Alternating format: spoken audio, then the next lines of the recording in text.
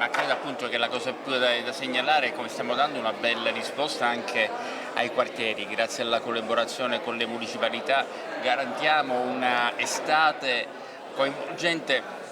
un po' in tutti i siti, perché solamente a guardare quello che vi è stato già dato, più di 50 siti coinvolti per una rassegna che vedrà 123 spettacoli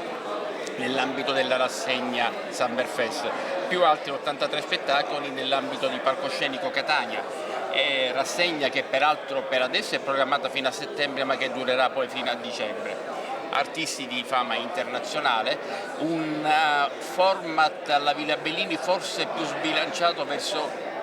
le giovani generazioni, ma se noi guardiamo però altrove, se noi guardiamo a quello che facciamo fra Castellursino, gli altri quartieri e la Corte di Santa Chiara, vediamo che ci sono anche delle bellissime rassegne jazz, delle bellissime rassegne di musica classica, con il coinvolgimento del nostro Teatro Massimo Bellini, altri artisti che possono, alcune chicche che magari sono nascoste nel programma, Enrico Loverso per esempio, dal punto di vista teatrale, oppure Buon Vino sotto l'aspetto jazzistico. Insomma c'è veramente tanto. In più avevo chiesto anche un segnale d'attenzione per quelli che amano i film, pertanto ci saranno 4 riproduzioni cinematografiche al Castellursino